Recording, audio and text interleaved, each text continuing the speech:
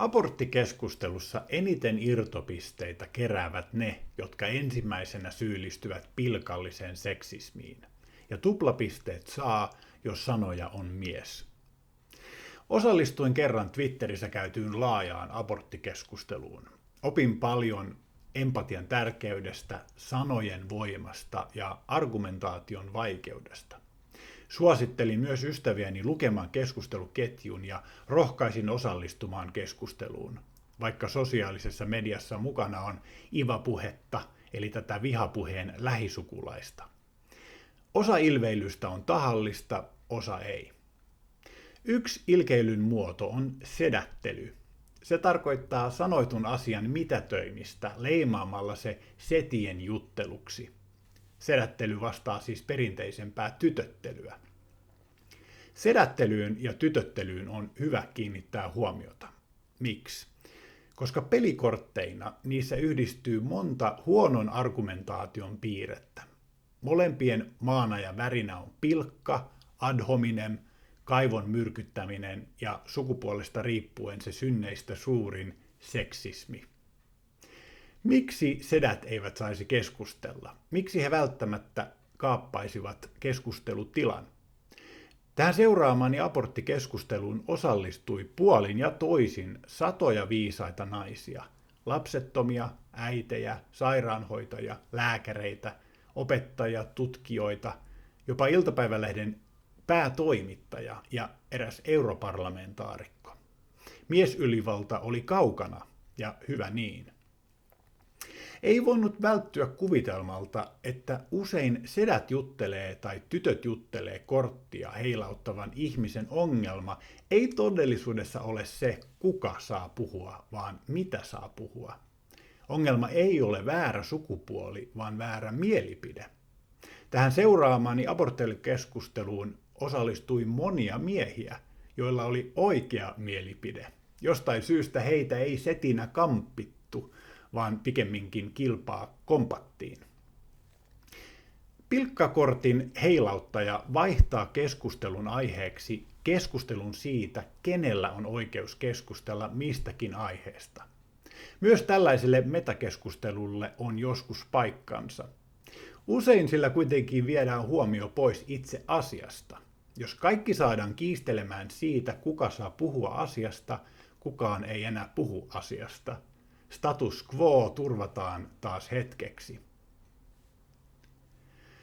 Puhuessani abortista käytän joskus sanaa surma.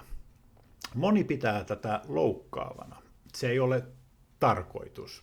Nähdäkseni abortti on tietoinen teko, joka johtaa lapsen kuolemaan. Ymmärrän, että abortin tekijä ei aina näe asiaa tällä tavalla. Hänen näkökulmastaan kyseessä ei ole vielä lapsi. Ehkä tappaminen olisi neutraalimpi sana. Voihan huonekasvejakin tappaa. En tiedä. En kuitenkaan koskaan tai lähes koskaan puhu abortista murhana, koska en pidä sitä murhana. Murha vaatii suunnitelmallisuutta ja tekijän täyttä ymmärrystä siitä, että uhri on ihminen, mikä ei aina pidä paikkansa. Miksi kuitenkin puhun abortista surmaamisena tai tappamisena? No siitä yksinkertaisesta syystä, että minä todella uskon, että sikiöt ovat ihmisiä, pieniä ihmisiä, lapsia. Surmaamisesta puhumisen ei ole tarkoitus olla loukkaava, vaan päinvastoin suojeleva ele. Sanaa käyttämällä haluan tunnustaa sikiön ihmisyyden ja suojella sen lapseutta. Mielestäni monet abortin yhteydessä käytettävät kiertoilmaisut ovat epäinhimillistäviä ja suojelemme niillä lähinnä meidän omia aikuisten tuntojamme. Eihän eläkeläinenkään ole vaikkapa loppio tai eutanasia, elämän keskeytys. Mun toisessa kotimaassani Kanadassa ei ole ensimmäistäkään virallista aborttilakia. Jopa myöhäisen raskauden keskeytyksen voi saada periaatteessa mistä syystä tahansa, jos löytää lääkärin, joka on valmis pyörtämään Hippokrateen valansa. Surullisinta näissä myöhäisissä raskauden keskeytyksissä on se, kuinka ne kaikessa karmeudessaan paljastavat, ettei abortin tarkoitus ole äidin hengen pelastaminen, vaan lapsen tappaminen. Vauva nimittäin synnytetään aliteitse, mutta se myrkytetään ensin. Mieti tätä hetki. Miksi sen pitää kuolla? Miksi sen pitää syntyä kuolleena? Tappiin venytettyä aborttioikeutta puolustetaan joskus sillä verukkeella, että se pelastaa henkiä. Se ei tietenkään pelasta ainuttakaan henkeä, päinvastoin. Raskauden keski- ja myöhäisvaiheessa lasta ei koskaan tarvitse tappaa äidin hengen pelastamiseksi. Komplikaatioita tapahtuu kaiken aikaa, ja vastuullinen lääketieteellinen toimenpide on nimeltään hätäsektio. Potilaita on 2 ja molemmille annetaan hoitoa. Valitettavasti länsimaisen lakijargonin puhe sikiön elinkelpoisuudesta on sekin kiertoilmaisu ja suuri harhautus. Käytännössä kysymys elinkelpoisuudesta palautuu aivan liian usein siihen, kelpaako lapsi vanhempiensa elintottumuksiin. Tulkintaliukuma aidosti elinkelvottomista lapsista epätäydellisiin lapsiin jää huolestuttavan kaltevaksi. Esimerkiksi Islannissa Down-lapset eivät enää ole elinkelpoisia. Suomessakin Down-lapsen saa abortoida viikkoja vanhempana kuin muut lapset. Myös tietynlaiseen feminismiin kohdistamani arvostelu herättää joskus voimakkaita reaktioita. Vaikka arvostankin feminismiä suuresti, nähdäkseni myös sillä voi olla sokeita pisteitä. Johdonmukaisinta feminismiä on mielestäni sellainen feminismi, joka ei unohda kaikkein heikoimpia. Vaikka abortista tekisi kuinka turvallisen äidille, se ei ole sitä koskaan sikiölle. Onneksi on paljon myös sikiön elämää ja oikeuksia puolustavia feministejä. Jotkut solvaavat heitä pettureiksi, mutta mielestäni parhaimmillaan feminismi ei kuitenkaan aseta äitiä ja lapsia toisiaan vastaan. No mitä muuta olen oppinut aborttikeskusteluista? No ainakin sen, että sedät juttelee, tytöt juttelee kortti ei yksinkertaisesti toimi. Omat kuplat ja kaikukammiot heittää ylävitosia ja nauraa. Siinä se.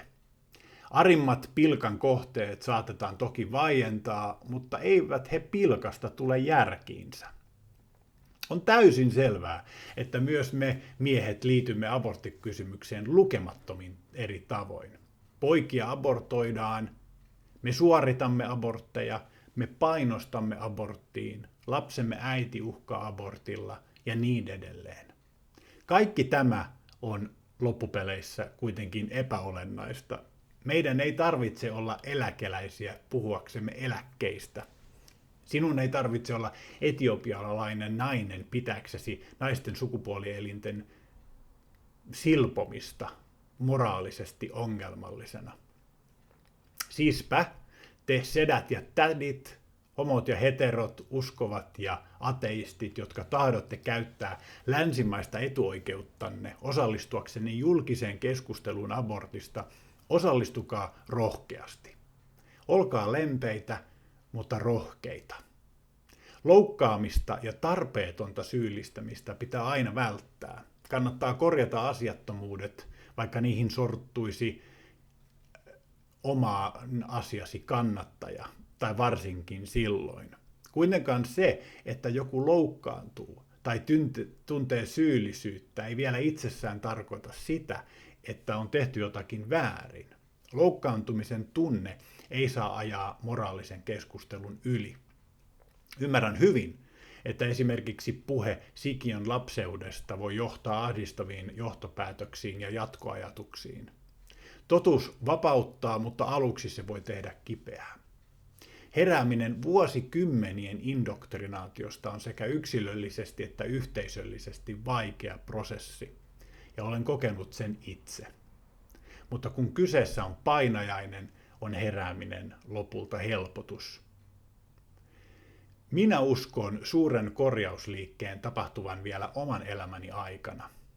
Mitä nopeammin tunnustamme yhteisen virheemme, sitä vähemmän meillä on hävettävää tuleville sukupolville, jotka vaativat meidät vielä tästä kerran tilille. Kohtulasten elämän puolustaminen on monessa Euroopan maassa ja Pohjois-Amerikassa korkeimmillaan vuosikymmeniin. Ja se johtuu erityisesti tieteen kehityksestä.